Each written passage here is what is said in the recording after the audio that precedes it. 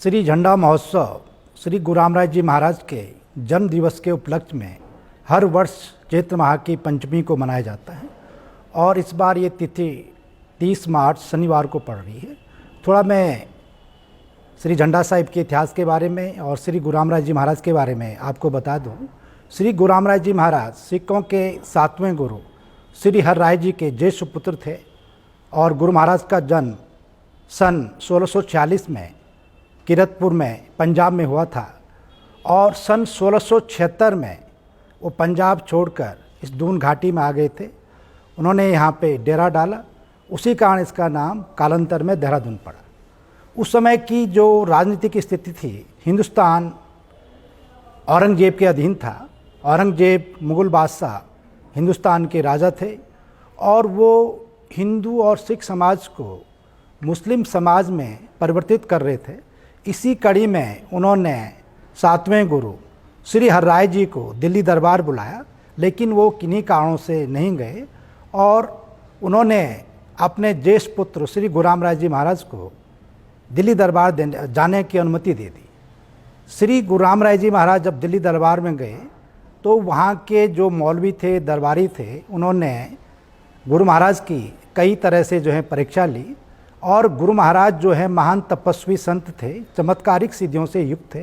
उन्होंने वहाँ पे कई चमत्कार दिखाए और औरंगजेब ने उनको हिंदू पीर की संज्ञा दी और कामिल फ़कीर कहा। लेकिन जब वो वापस पंजाब गए तो उनको किन्हीं कारणों से गुरु गद्दी नहीं मिली और वो बाद में देहरादून में आ गए। इस घाटी में उन्होंने तपस्या की। इस स्थान पे जहाँ पे आज झंडा साहिब स्थित है, वहाँ पे उन्होंने तपस्या की, इसको अपनी तपस्थली बनाया। सन 1676 की बात है। तब से संगतें उनके जन्म दिवस के उपलक्ष्य में और उनके देहरादून आगमन पर ये महोत्सव मनाती है और इसका विशेष आकर्षण जो दरबार साहिब का पश्चिमी द्वार है, वहाँ पे झंडारोहण से होता है। जो झंडे जी हैं ये साल के वृक्ष से बनाए जाते हैं। इसकी लंबाई जो है लगभग 90 फुट होती है और जो नीचे से जो गोलाई है वो 50 फुट तक 32 इंच होती है। अब बाद में ये हर 10 फुट पर 2-2 इंच कम होती जाती है और लास्ट में ये 14 इंच रहती है। तो इसका बड़ा महत्व है। जो ध्वज दंड है, इस पर 3 तरह के वस्त्रों का आवरण चढ़ता है, जिनको गिलाफ कहते हैं। ये सादे मार्किन के होते हैं, जिनकी संख्या 41 होती हैं। उसके बाद सनील के गिलाफ, जिनकी संख्या 21 होती है। और जो बाहरी जो दिखता है उसको दर्शनी गिलाफ कहते हैं, जिसके दर्शन होते हैं। तो ये उन संगतों द्वारा चढ़ाए जाते हैं जिनकी मन्नतें पूरी होती हैं। इस बार के दर्शनी गिलाफ चढ़ाने का सौभाग्य हमारे होशियारपुर के सेवक श्री हरभजन सिंह जी को मिला है। उनके पिताश्री ने लगभग 50 वर्ष पूर्व जो है यहाँ पे कुछ मन्नतें मांगी थी, मनोकामना उनकी पूर्ण हुई। तो उस खुशी में उनके बेटे जो हैं यहाँ पे इस बार दर्शनी गिलाफ को चढ़ाएंगे। तो ऐसी मान्यता है कि जो भी दरबार साहिब में आस्था के साथ, विश्वास के साथ आता है, मत्था टेकता है और कोई भी मन्नत मांगता है, गुरु महाराज उसकी हर मन्नत को पूरा करते हैं और उनकी झोलियों को अपने आशीर्वाद से भरते हैं। जो श्री झंडा महोत्सव का विशेष आकर्षण है, ये दरबार साहिब का जो पश्चिमी द्वार है उसमें विशालकाय चबूतरा बना है। तो उसमें जो वर्तमान में झंडे जी हैं, पहले उसको उतारा जाता है। संगतें उसको बड़े आदरपूर्वक जो हैं सुबह 8 बजे पूजा अर्चना के बाद, वैदिक मंत्रों के उच्चारण के बाद उस जो वर्तमान में स्थित हैं श्री झंडे जी को संगतें बड़े आदरपूर्वक उतारती हैं। और जो इस पे गिलाफ जो वस्त्रों का आवरण है, संगतें इसको प्रसाद के रूप में ग्रहण करती हैं। उसके बाद जो ध्वज दंड है उसको जो है गंगा जल और पंचगव्य से इसका स्नान कराया जाता है।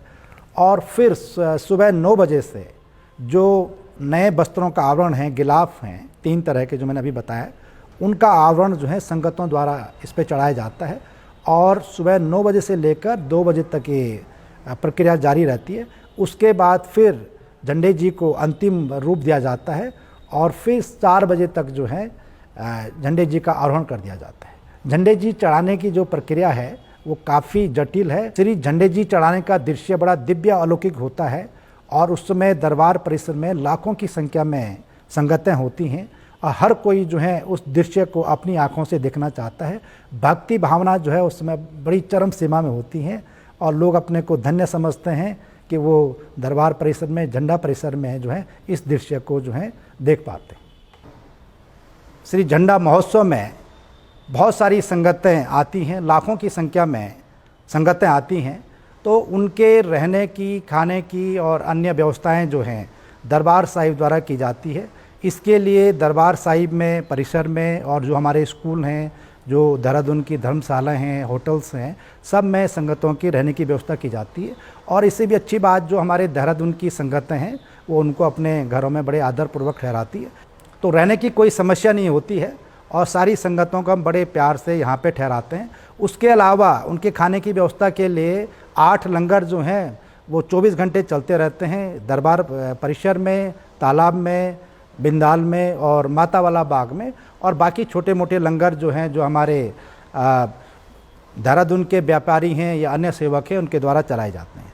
उसके अलावा हम संगतों के स्वास्थ्य परीक्षण के लिए या किसी को कोई स्वास्थ्य की दिक्कत होती है तो श्री महंत इंद्रेश हॉस्पिटल जो हमारा पटेल नगर में स्थित है, उनकी यहाँ पे टीम, डॉक्टर्स की टीम, नर्सिंग स्टाफ, पैरामेडिकल, वो यहाँ पे 24 आवर्स उपलब्ध रहता है, एम्बुलेंस रहती है, तो उनके स्वास्थ्य की जांच भी होती है और साथ साथ जो हैं किस तरह से अच्छा स्वास्थ्य को बनाए रखा जाए उसके लिए यहाँ पे उनको लगातार जो है जागरूक किया जाता है। शासन प्रशासन का हमें बहुत अच्छा सहयोग मिलता है।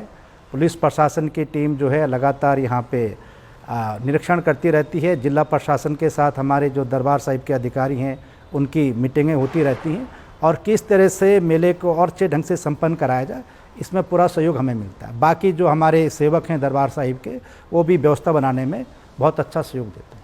हर तीसरे वर्ष जो है, जो झंडा महोत्सव है वो मार्च लास्ट में जाता है और जब मार्च लास्ट में जाता है तो उस समय तक जो है बच्चों की परीक्षाएं संपन्न हो जाती हैं, तो परिवार के सभी लोग जो हैं वो फ्री हो जाते हैं। तो निश्चित तौर पे इस समय बहुत अधिक संख्या में हमारी संगतें इस झंडा महोत्सव के दौरान पे यहाँ पे आएंगी। जो सुरक्षा की दृष्टि के लिए बहुत अच्छा प्रबंध जो है दरबार साहिब ने किया है।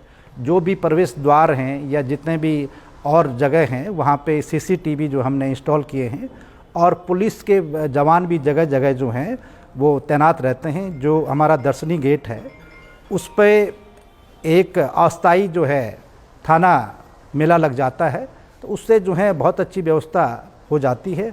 बाकी जो है गुरु महाराज की कृपा से सारी जो व्यवस्थाएं हैं वो बड़े किसी विघ्न बाधाएं के आगे बढ़ती हैं। झंडारोहण के तीसरे दिन सप्तमी को, जो कि तिथि इस बार 1 अप्रैल को पड़ रही है, उस दिन जो देहरादून पुराना नगर था, संगतें जो हैं उसकी परिक्रमा करती है। और इसके पीछे ये इतिहास है कि जब श्री गुरु रामराज जी महाराज यहाँ पे तपस्या कर रहे थे तो वो सुबह जो है भ्रमण पर निकलते थे और जो नगरवासी हैं उनसे मिलते थे, उनसे भेंट करते थे और उनको आशीर्वाद देते थे और उनका सुख दुख बांटते थे। तो संगतें आज भी जो हैं उसी रास्ते का अनुसरण करती हैं और नगर परिक्रमा जो है दरबार साहिब से शुरू होकर झंडा बाज़ार, फिर कामली रोड होते हुए बिंदाल, और बिंदाल स्कूल में कुछ देर जो है कीर्तन भजन होते हैं, वहाँ पे संगतें भजन करती हैं। उसके बाद फिर तिलक रोड होके, चक्राता रोड होके, फिर घंटाघर, फिर वहाँ से पलटन बाज़ार होके धामावाला बाज़ार और फिर नीचे रेलवे स्टेशन से फिर भंडारी बाग और फिर जो है जो श्री महंत साहिबान समाधि स्थल है वहाँ पे जाती हैं। वहाँ पे कीर्तन भजन और प्रसाद बनता है और फिर दोबारा दरबार में वापस आ जाती है। तो ये परंपरा तब से चली आ रही है जब गुरु महाराज जी ने यहाँ पे तपस्या की थी। जो मेले हैं वो भारत की सांस्कृतिक विरासत है और आप देखते होंगे कि देश के किसी न किसी कोने पर हर महीने कोई ना कोई मेला वो लगा रहता है। तो ये हमारी सांस्कृतिक विरासत को आगे बढ़ाने के लिए हमारी जो परंपराएं हैं, मान्यता हैं, उसको आगे बढ़ाते हैं और इससे समाज में प्रेम, सद्भावना और एकता का विकास होता है और जो विभिन्न हमारी संस्कृतियां हैं उनका आदान प्रदान होता है। आप यहाँ पे देखें कि देश भर से संगतें आती हैं, विदेशों से भी आती हैं, वो उत्तराखंड की संस्कृति को अपने साथ आत्मसात करती हैं और संस्कृतियों का जो आपस में आदान प्रदान होता है। तो मेले जो हैं सामाजिक एकता के लिए और हमारी परंपरा को आगे बढ़ाने के लिए, अक्षुण्ण रखने के लिए बहुत ज़रूरी है। होली का त्यौहार प्रेम, भाईचारा, सद्भावना का, एकता का त्यौहार है।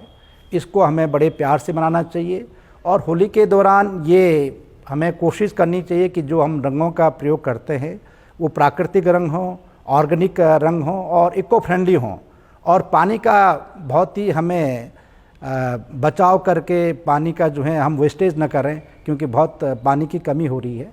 तो ये मेरी विनती है कि रंगों का त्यौहार सबके जीवन में खुशहाली लाए और सबके जीवन में संपन्नता लाए।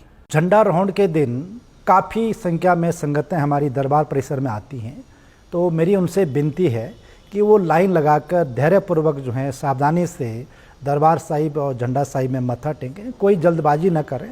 सबको जो है अवसर मिलेगा और वो मेले में बहुत अच्छी व्यवस्था बना के रखें। जैसे कि हम सब जानते हैं कि पानी की बहुत कमी है, तो मैं सभी संगतों से, मेले में आने वाले सभी जो भी श्रद्धालु हैं उनसे विनती करता हूँ कि वो पानी का बहुत अच्छे ढंग से इस्तेमाल करें, जो जितना ज़रूरी है उतना इस्तेमाल करें और पानी के संरक्षण में अपना अमूल्य योगदान दें।